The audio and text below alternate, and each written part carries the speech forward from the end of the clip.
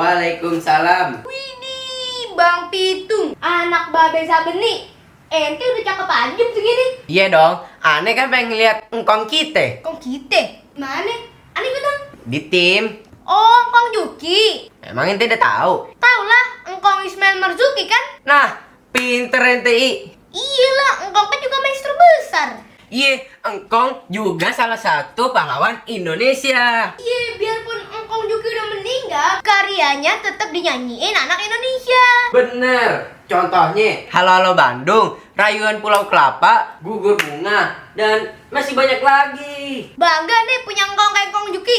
Makanya, nyok, kita lihat patung engkong kita di Cik ini. Naik apa? Naik angkot lah. Angkot babe. Angkot babi jam segini masih pada narik. Kalau angkot lain kita pindah-pindah dong. Bayar aja buat jalan, biar kita bisa langsung ke sono. Encer ente. Iya. Masa kita anak babe naik angkot pindah-pindah? Iya dong, kagak usah ribet. Karena ada yang ribet, pahlawan bayarin. Ya cepet dah. Iya, nyok.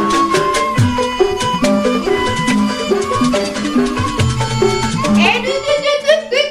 Iya. Nanti kita bayar pakai apaan? Masa pakai daun? Iya, Anda juga mau jajan sekalian sama warung-warungnya. Yaudah, ayo masuk. Ah.